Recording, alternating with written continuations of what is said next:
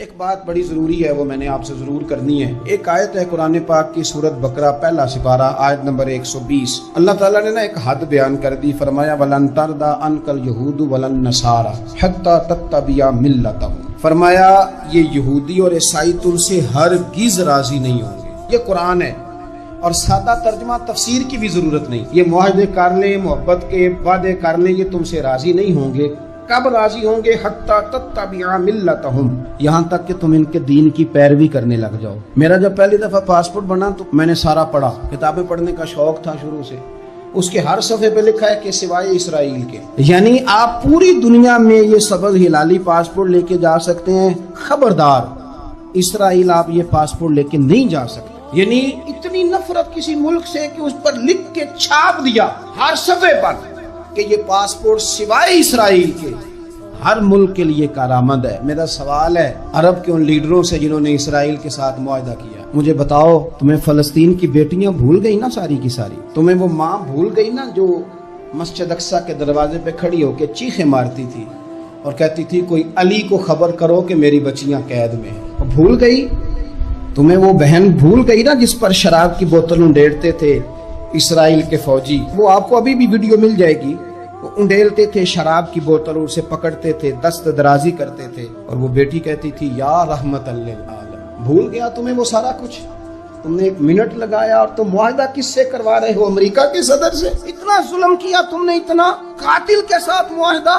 کیا سمجھتے ہو فلسطین والوں کا کوئی والی وارث نہیں؟ سنو، میرے رسول کریم صلی اللہ علیہ وسلم نے فرمایا میرا کوئی مالدار امتی دنیا سے چلا جائے، پیسے جائیدادیں چھوڑ کے جائے تو اس کی اولاد میں بانٹ دینا، لیکن اگر اس کے ذمہ قرضہ ہو تو میرے پاس آ جانا، میں اپنی امتی کا قرض ادا کروں گا۔ جس کا کوئی وارث نہیں ہوتا مدینے والا اس کا وارث ہوتا ہے، میں قرض دوں گا اپنے امتی کا۔ کیا سمجھتے ہو فلسطینی لاوارث ہے؟ صبح قیامت نبی پاک تم سے سوال کریں گے، تمہیں اللہ کے حضور حاضری دینی ہے۔ کیوں نہیں صلح کرتا اسرائیل فلسطین کے ساتھ؟ لبنان کے ساتھ دوستی کیوں نہیں کرتا؟ شام سارا کٹ گیا اسرائیل کی وجہ سے، آج تمہیں خیال آیا ان کے ساتھ معاہدہ کرنے کا؟ ہمیں سبق پڑھاتے ہو، خدا سے ڈرو۔ اور پھر اقبال کہتے ہیں مسلمانوں سے مایوس نہ ہونا، حکمرانوں سے زیادہ امیدیں بھی نہ لگانا۔ وہ جو چھوٹے چھوٹے لوگ نکلے تھے نا صحرا سے، بظاہر غریب تھے، بظاہر ان کے پاس مال نہیں تھا، وہ خالد بن ولید جیسے، وہ سعد بن ابی وقاص جیسے، بظاہر ان کے پاس زیادہ اسلحہ نہیں تھا۔ اقبال کہنے لگے مایوس نہ ہونا، یہ نہیں کہنا بن کچھ نہیں سکتا۔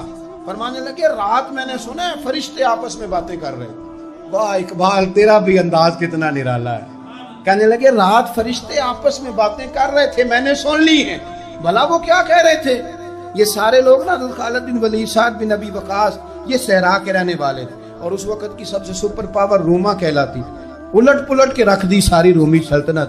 تو اقبال کہنے لگے رات فرشتے آپس میں باتیں کر رہے تھے کہ سنا ہے پاکستان کے، ہندوستان کے مسلمان جوان مایوس ہو گئے۔ کہنے لگا نہ مایوس ہونا، نکل کے صحرا سے، جس نے روما کی سلطنت کو الٹ دیا تھا، نکل کے صحرا سے۔ گرمی دیکھو اس شیر کی، ولولہ دیکھو اس مرد کا جو مصور پاکستان ہے، نکل کے صحرا سے جس نے روما کی سلطنت کو الٹ دیا تھا، سنا ہے میں نے یہ قدسیوں سے، وہ شیر پھر ہوشیار ہوگا۔ وہ کل باتیں کر رہے تھے کہ بہت سارے ان میں سے پھر جاگ گئے اور بڑی جلدی وہ بلاک بنائیں گے۔ سنا ہے میں نے یہ قدسیوں سے کہ وہ شیر پھر ہوشیار ہوگا، وہ آئے گا میدان میں، نکلے گا، اور انشاءاللہ یہی چراغ جلے گا تو روشنی ہوگی۔ نبی پاک صلی اللہ علیہ وسلم نے فرمایا مسلمان ایک جسد واحد کی طرح، ایک جسم کی طرح، ایک حصہ تکلیف میں ہو تو دوسرا اس کی درد محسوس کرتا ہے۔ انسان کے وجود کے اندر سب سے قیمتی اس کا دماغ ہوتا ہے، اسی سے سوچتا ہے، اسی سے وہ عمل کرتا ہے، اسی سے منصوبہ بندی کرتا ہے، اسی سے وہ مومن ہوتا ہے، اسی سے معاذ اللہ کافر ہوتا ہے۔ اور وجود کے اندر جس کو درجے کے لحاظ سے بولنے میں بعض اوقات کم درجہ سمجھا جاتا ہے وہ پیر ہوتے ہیں۔ اور تو میری ٹھوکر کے بھی قابل نہیں، میں تجھے جوتے کی نوک پہ، پیر کی نوک پہ بھی نہیں سمجھتا۔ ہم یہ کہتے ہیں محاورتاً کہ تو پیروں کے قابل بھی نہیں، یعنی سب سے اعلیٰ درجہ دماغ کو دیا، دل کو دیا، اور سب سے ہلکا درجہ پاؤں کو دیا۔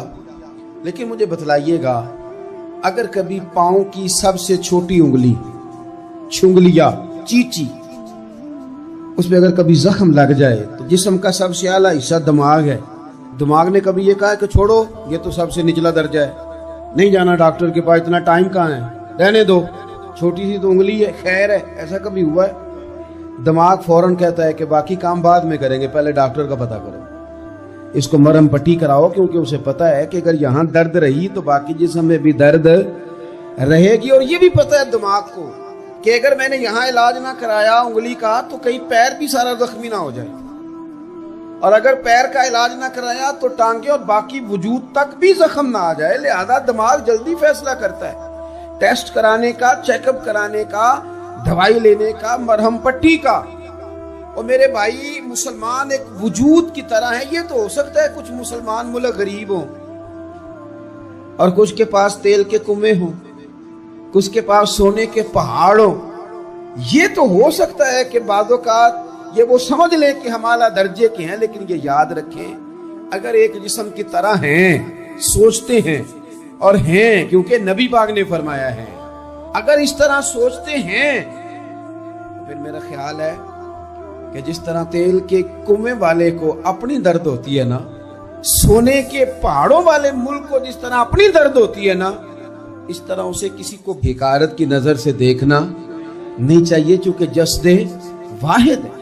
और जस्दे वाहिद में अगर कोई दर्जा बड़ा भी रखता हो कि जनाब हमारे पास एक बड़ी जगह है, मुतबर्रक जगह है, हम बड़े हैं, तो आप बड़े हैं, लेकिन बड़ा दिमाग ही ये फैसला करता है कि भाई वो छोटा सा पैर का हिस्सा जख्मी है, जल्दी करो, इलाज कराओ।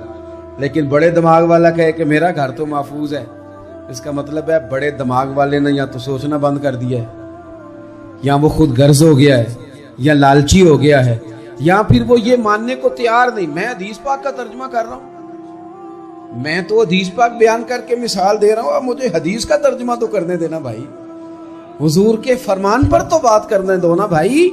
या तो उसने इस हदीस को समझा नहीं, और अगर समझ लिया है तो ये कैसे हो गया कि फलस्तीन की बेटियां रोती रह गई और तू रोया ही नहीं?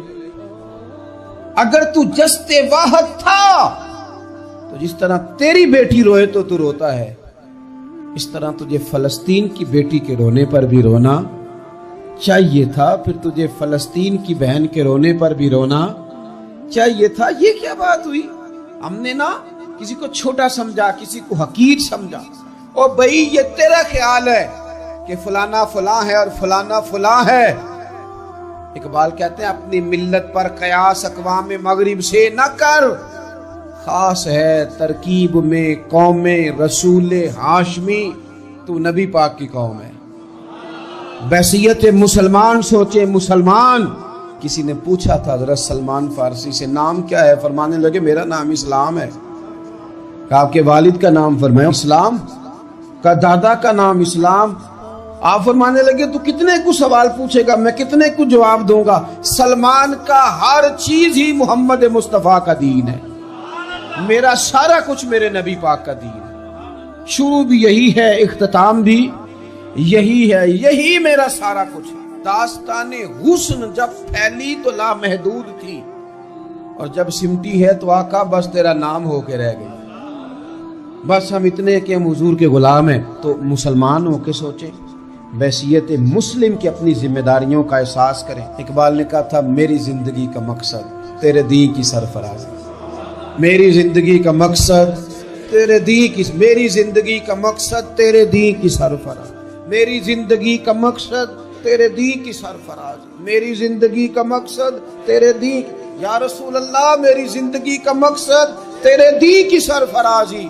मैं इसीलिए मुसलमान, मैं इसीलिए नमाजी, मैं इसीलिए मुसलमान, मैं इसके लिए काम किस तरह करें, जद्दोजहद किस तरह करें? तो हमें कहा गया कुव्वते इश्क से हर पस्त को बाला कर दे, और दहर में इसमें मोहम्मद से उजाला कर दे, दहर में इसमें मोहम्मद से उजाला कर दे।